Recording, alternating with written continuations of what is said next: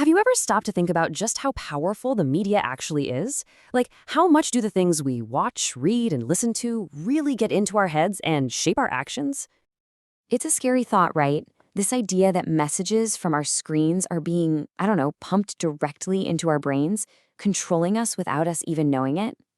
So let's get into this, because there's this old school, and frankly, pretty terrifying theory that says that's exactly what's going on. So that brings us to our first section. We're calling it a shot in the arm. And yeah, we're diving into an old theory that, for its time, really packed a punch. All right, so the theory's official name is the hypodermic syringe model. And honestly, the name kind of tells you everything. The imagery is just so clear, isn't it? It basically argues that media messages are like a drug, a shot, injected straight into our minds to change how we behave. No filter, no pushback, just a direct hit. You know, what made this model so popular, especially back in the day, was just how simple it was. It's straight up cause and effect. The media, that's the cause, sends out a message, and the audience, that's the effect, reacts in a really predictable way. Simple, clean, and, yeah, a little bit terrifying. Okay, but how could an injection like that even work? I mean, really? Well, that's where the next part comes in. The passive audience theory. See, the whole idea behind the syringe model rests on a huge, and I mean huge, assumption about us, the people on the receiving end. And this phrase just nails that assumption perfectly. Strong media, weak audience. The whole model is built on this one concept. The media has all the power, and we, the audience, are basically defenseless against it. Now, what's really fascinating is how they defined that weak audience. This all comes from an idea called mass society. So the theory basically pictured people as these socially isolated individuals, without strong ties to family or community. And because they were so alone, they were totally dependent on the media for all their information.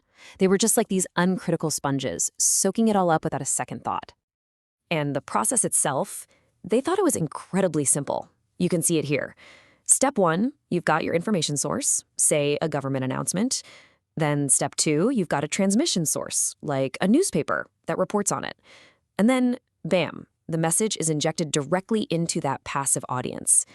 They thought it was as simple as that.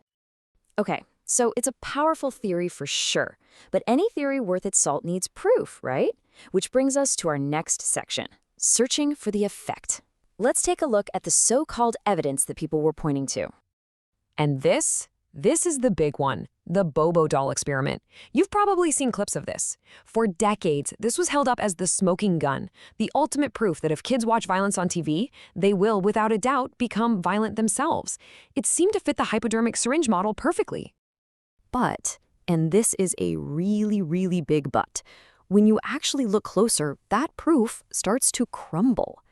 I mean, the study was done in a totally artificial lab setting, which is nothing like being a kid watching cartoons at home on the couch.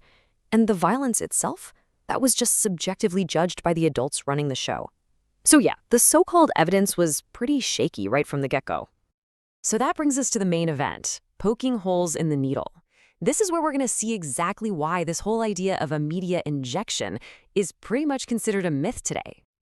And the sociologist David Gauntlet just hits the nail on the head with this quote. The model's fatal flaw, as he says, is that it sees audiences as uncritical individuals. It just assumes we're all mindless robots, and it completely underestimates our ability to think for ourselves. And this table just shows you how messy the whole thing got. For every single study that claimed to find a direct link between media violence and real-world violence, there was another one that found the exact opposite. I mean, look at this. One study from '94 found that a lot of young offenders weren't even that interested in TV to begin with. So if the effect was so direct and powerful, why was the evidence all over the place? So what happened? Well, the people who still believed in the theory kind of shifted their argument. They stopped talking about all audiences and started zeroing in on so-called vulnerable ones, especially children. The idea became that kids, because they lack life experience, are more easily influenced. But even then, the evidence was mostly just headlines and claims, not really solid scientific proof. And that leads us right into our final section. And it's a good one, smarter than we think. It's time to talk about the reality of what we call the active audience. Because here's the real kicker. More research, again from Gauntlet, showed that even really young children can be surprisingly media literate. They get it. They understand how media works. And, crucially, most kids can absolutely tell the difference between cartoon violence and real-world violence. They aren't just blindly copying everything they see on a screen. So what's the final verdict? Well, it really all comes down to this. The hypodermic syringe model is just way too simple. We are not passive receivers, just sitting around waiting for an injection of information. We are active interpreters. We filter things, we question them, and we make sense of messages based on our own lives, our own beliefs, our own experiences. Which, of course, leaves us with a much more interesting and honestly a much more complicated question. If we're not just being injected with ideas, then how does the media actually influence us? The real answer has to do with things like our friends, our family, our own personal needs, and who we choose to trust. But hey, digging into all of that, that's a story for another time.